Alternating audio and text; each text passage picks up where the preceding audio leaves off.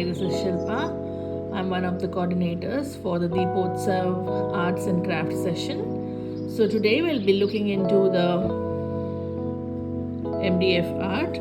So MDF is basically a cardboard or a plywood which, when treated well, can be painted with different mediums.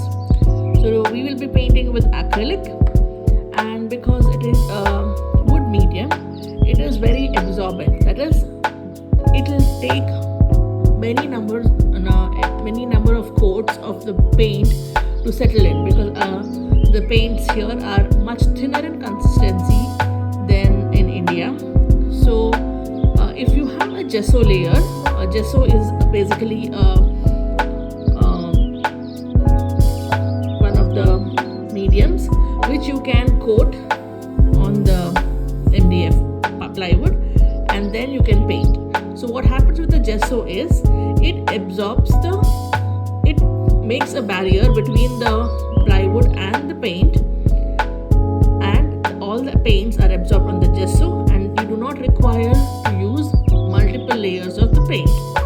However, if you do not have a gesso, it's still okay. What I would suggest is you paint the background white, so that, because the white color will help you to have an even layer. So you need to be aware that when you are using acrylic paints are much different than watercolors or any other medium. So the acrylic colors, the first thing you have to remember is they dry out quickly. So always make sure that you remove only enough color what is required for a coat, and then close the top.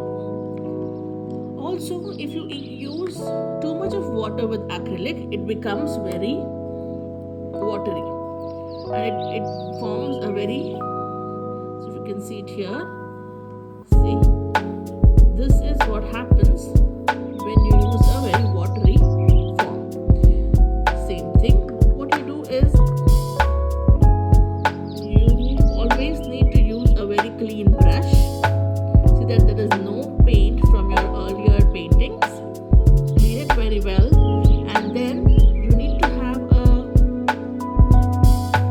rough cloth alongside with you, or you can also keep some tissue papers where you can dab the brush onto it to remove the excess water. And once you remove the excess water, then you can remove the color, and just as I mentioned, just enough color for one coat, and then put it on your palette. Once you have put it on the palette, close your paint tubes, and then you need to make sure that your brush does not carry excess paint, just enough, and then now you can see the difference when I'm painting. This does not have more water, whereas this had excess amount of water in the brush, whereas this is the single coat from which you are getting it. Why am I showing you directly on the MDF is, as I mentioned, even if you do not have a gesso, or even if you are not able to coat it with white paint, it is still okay, and you can directly paint on it. Is that okay? So whenever you start any painting, always remember that you need to have few things ready in hand.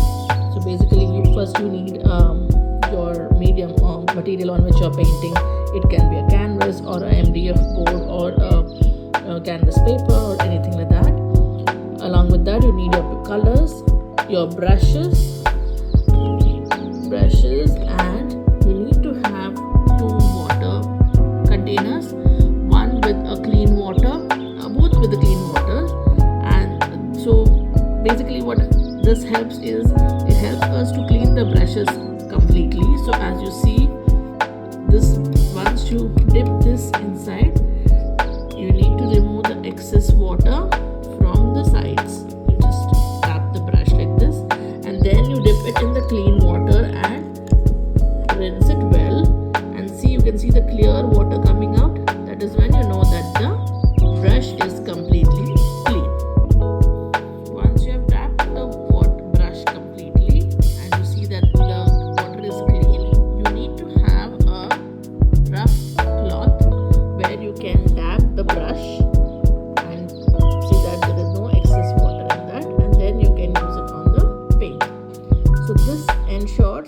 not dilute the paint with more water. So moving forward with the MDF painting, this will be our reference painting. This is the Gond painting. Gond is one of the tribal paintings from India. The Gond tribes are one of the biggest tribes in India, and they have been doing these paintings for thousands of years. Earlier, the very interesting thing about these paintings were they used to draw this to beautify their houses on the walls, on the floors, with natural colors which they would derive from leaves, cow dung, and other naturally available tree leaves and fruits and flowers and everything.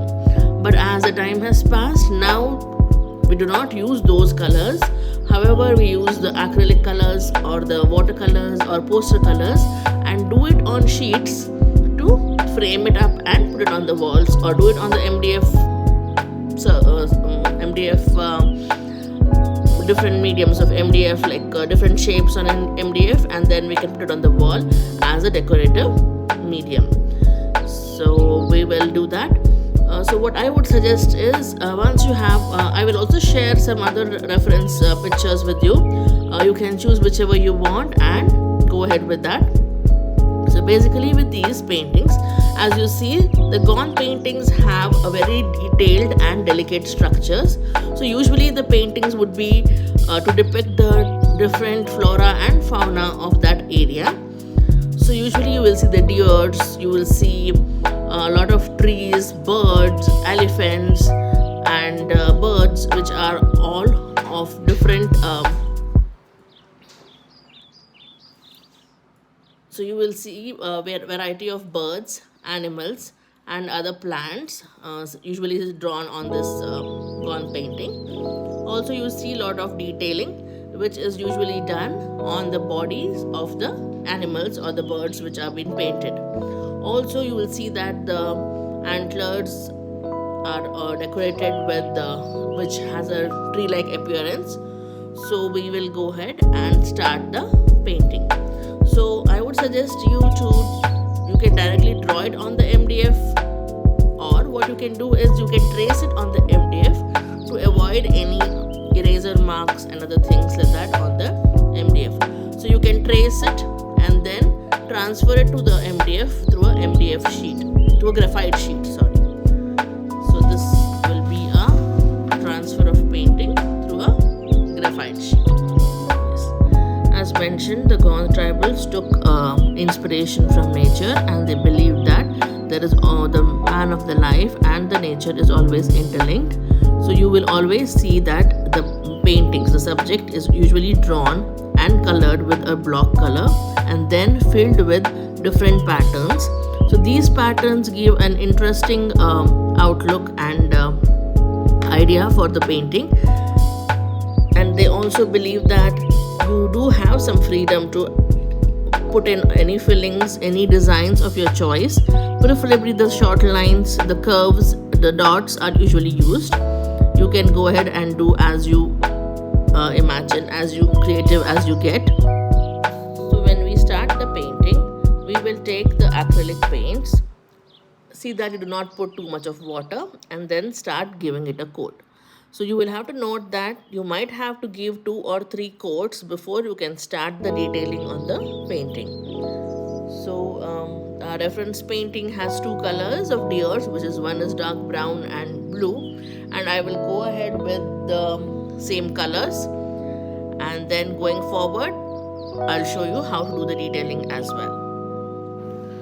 So as mentioned earlier, always have 2 sets of water near you, one clear water and one water for cleaning your brush, and then just take sufficient amount of paint to do a coat, and then start picking the paint from the edges of the paint so that the brush will be filled with enough paint for you to start coloring on it.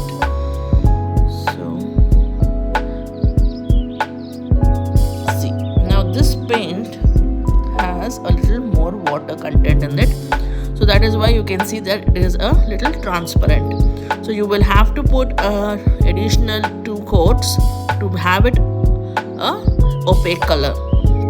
So I will paint one layer and then show you how it looks, and then again I'll paint the second layer and show you how it looks again.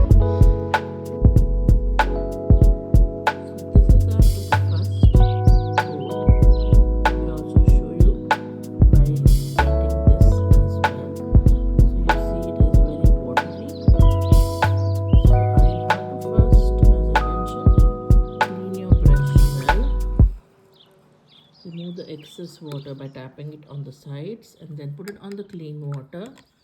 Remove the excess water. Dab your brush onto the rough cloth and then pick up the paint from the sides.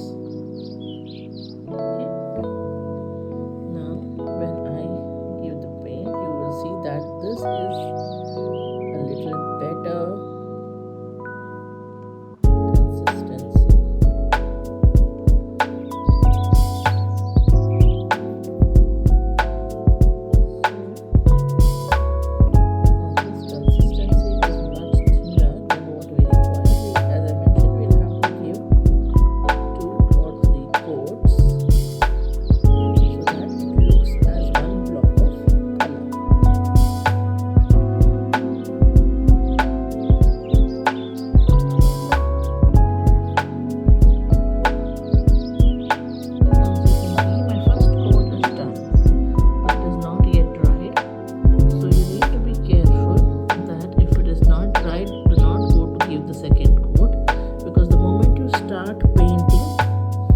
color will start coming out. So you can see white patches here now. The color will lift the base color as well. See, so you need to be sure that the whole painting is dried completely before you can give the second coat. So you see that the first layer is done. Because the paint is thin, you will get all these lines and it doesn't come out as neat as it should. So that is why, to cover that, we will also add a second coat onto the painting. So I'm giving a second coat, and I'm sure this will require another coat as well. But as you give multiple layers, the paint becomes more darker in shade and it settles down well.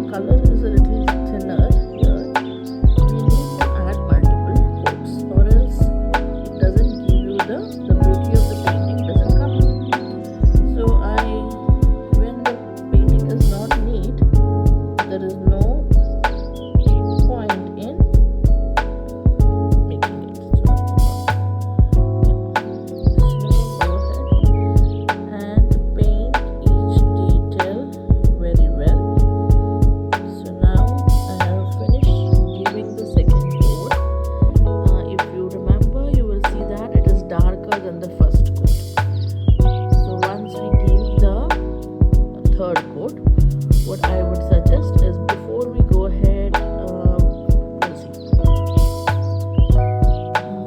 see, I've already given 3 coats, and that is when you find a better gradient on the colors, and they're much thicker and much opaque than the first coat.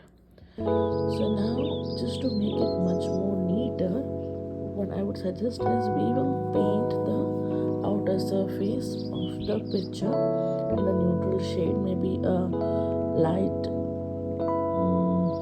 yellow or a light peach color, and then we will draw again the horns along with the tree-like structures, and then give a final coating of paint on all the 3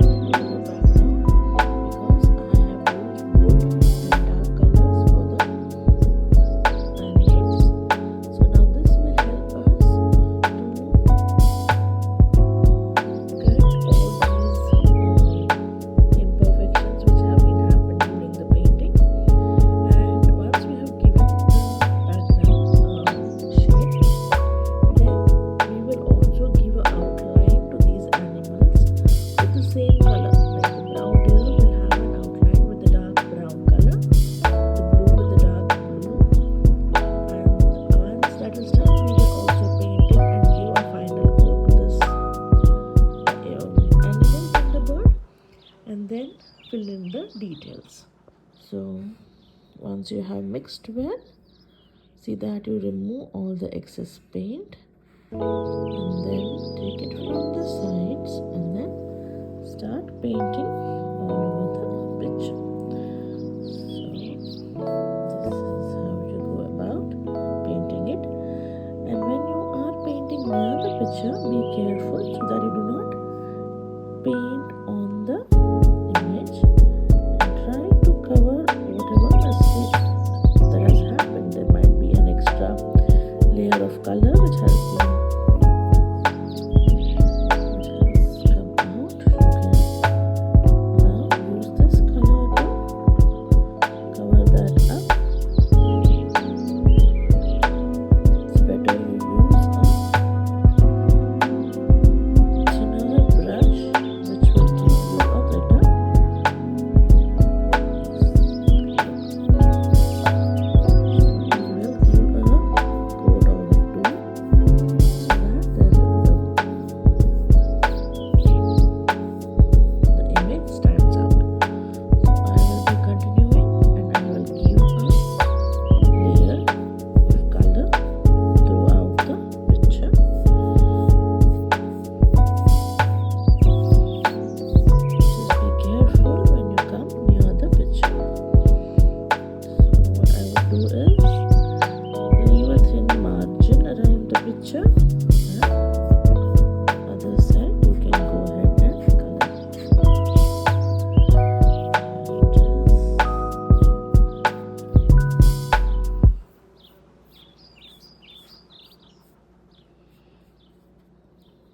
Sorry, the video and got distracted. So just go ahead and just when you come near the picture, be a little careful so that you do not overwrite the color. So this is one side. We'll continue with the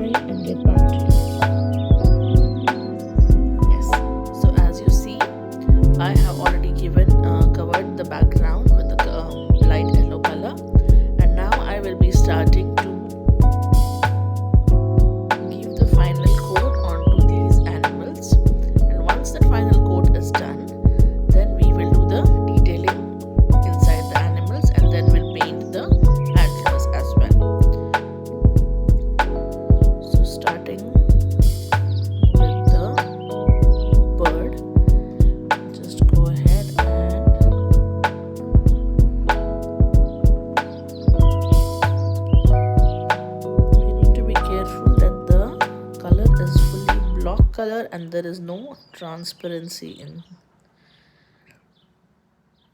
and the whole picture is in the beauty of this picture is in the detailing, which we will be doing once this is dry.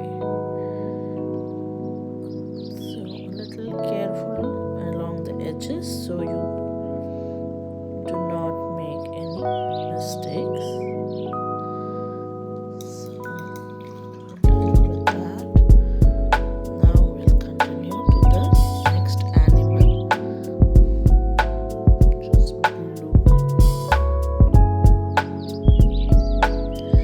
What I would suggest is you start by giving a thin outline of the same color. So this helps you to define your animal outline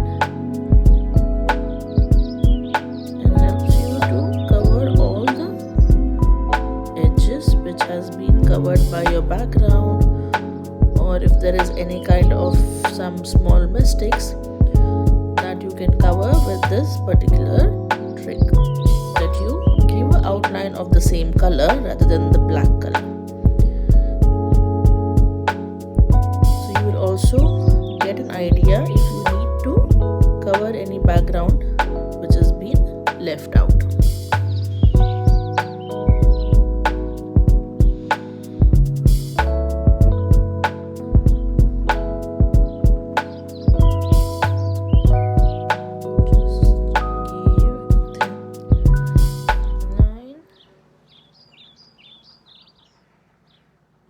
Oh, I'm sorry.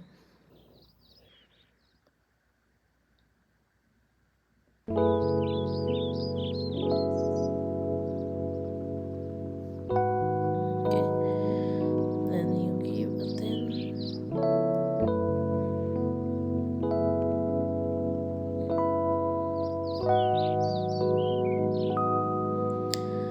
The outline need not be very dark, just dark enough for you to decide whether you want to cover.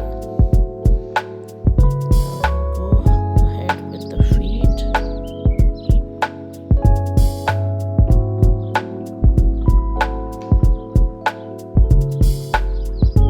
Once you have given this outline, even when you are painting the interior this thing, you will see that your brush doesn't come out and have any unwanted smudges or blemishes on the painting.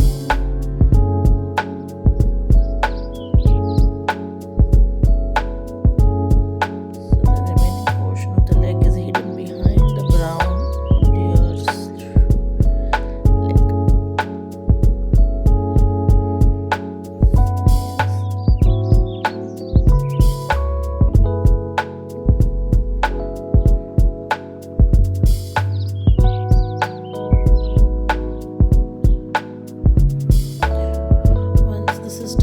Then we will fill the color again, the final coat. I already given 3 coats, so it all depends on what kind of paint we have.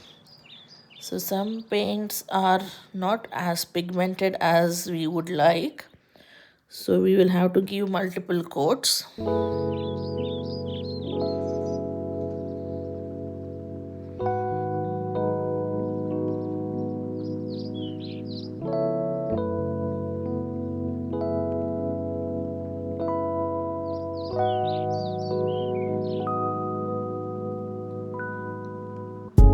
Similarly, I will continue with the brown one and give a final coat. Is that okay?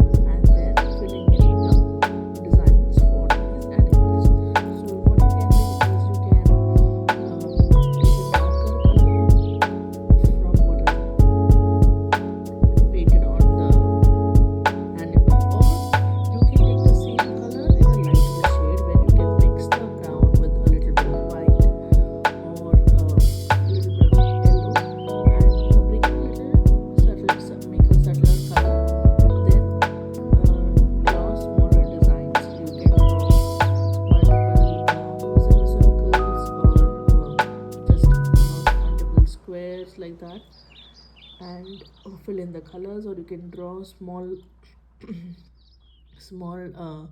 lines all over the legs and other things. Okay, now I have removed the water and taken the, now you see the difference here.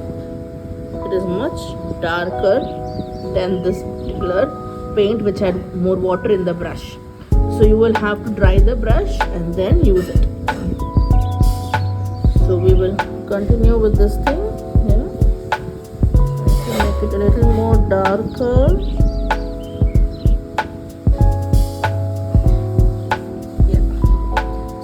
will start filling in with these lines. So you have to see that you take your little finger, you can try and keep it down onto this one for the support, so that you will hold the brush properly and try to do the design in one stroke. Okay, so we'll do that here. Put a small dot and then slowly make the brush as thin as possible and go ahead.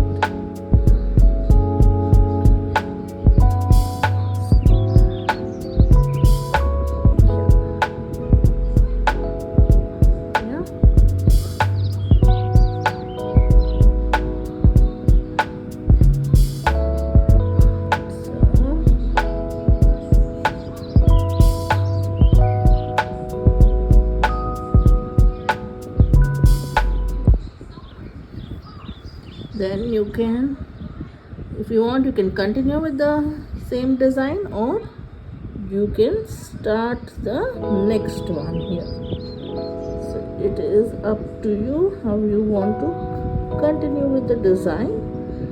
So you can keep it at, you can decide that you want to do 5 lines together, you can do that. So here I've done 1, 2, 3, 4, 5, 6, 7. So I will continue doing 7 lines together.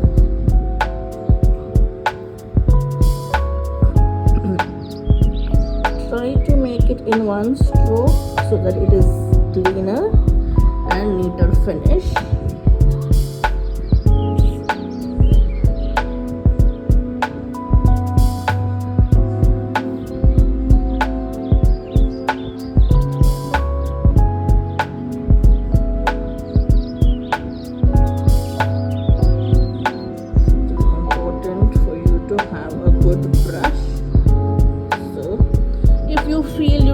You cannot do it with the brush, then you can also do it with a permanent marker, white color, or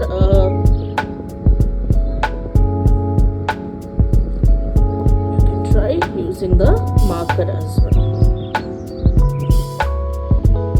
So as you see, I have already filled all the animal interior design. However, this is drying now, so it is not yet completely dried, so you can see the patches here.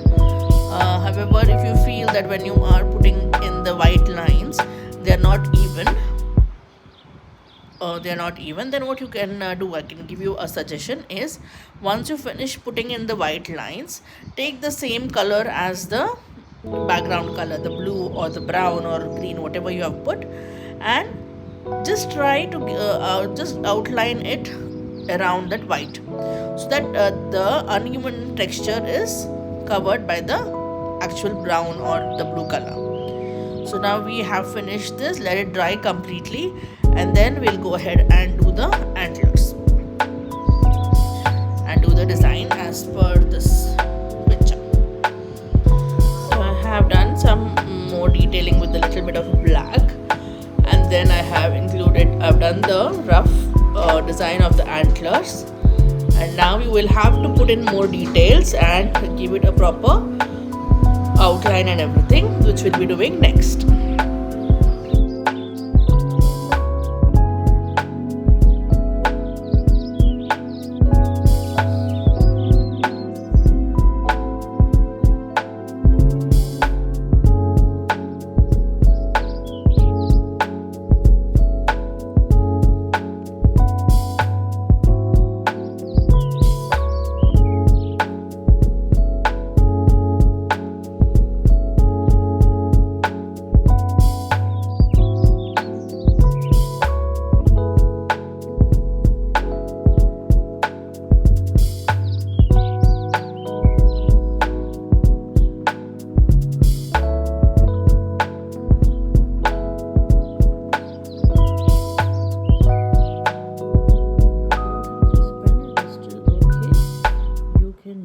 Brush and give an outline with the same color which you have used on the antler.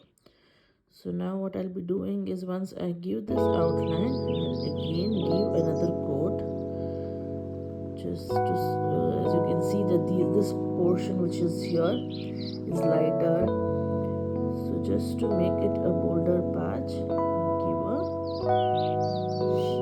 another coat on it. So basically this outline will help us not to move out of this particular area when we are filling the color again.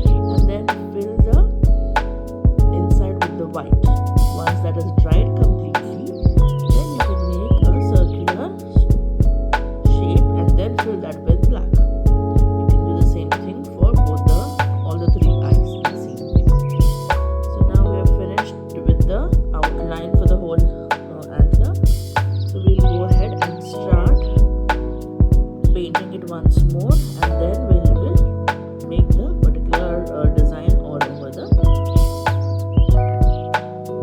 So as you see, I've already given a layer second coat onto the antlers. Now what I'll do is let it dry completely, and once it dries, then I'll continue. I'll show you how to go about the next design. Till it dries, what I'll do is I will darken the grassy patch here. And once this also dries, once the main blue lines dry, you can continue with these kind of lines onto the antlers as well. So it gives the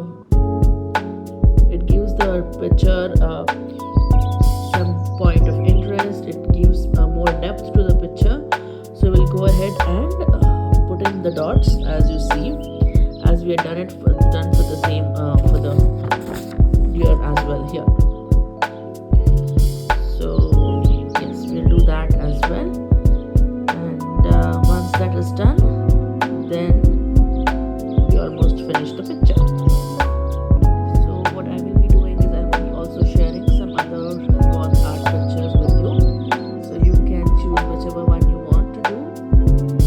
You can do the same picture, or if you want something else, I'll share 3-4 easier versions of this. So this was just a demonstration of technique for you. So once this is done, I'll share the pictures as well. So as you see, take the thinner brush with you and put it in the water. See that you have a very sharp, you can make out a very sharp point on the brush. So this will help you to put in the smaller lines. Or else, so you do this, and let me show you over here. Just smaller dashes like structures. So once they dry, you will be able to appreciate the structure better.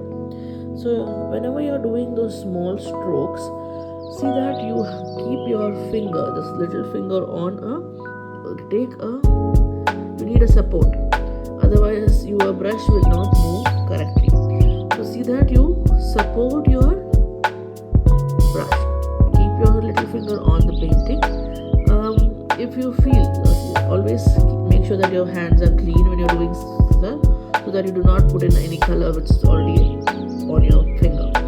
So what you can do is take support and slowly move your brush along with the paint in small dab like structures. Just make a stroke. So you will continue adding it on the whole and let it to dry. So what I have done, as you see, once it is dried, I have made circular structures, leaf-like structures all over the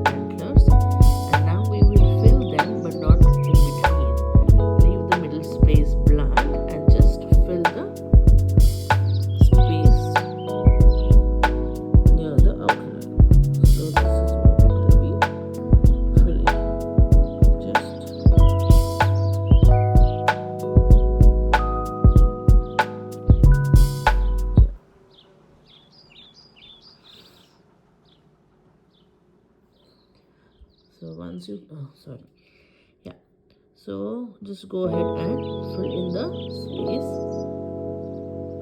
so that will cover up the whole antler. So I will go ahead and fill in this and show you how it looks once it is completely done. So just for you to remember is for you to have a thin brush with a sharp edge, and then take the paint and then just go ahead and, as you see,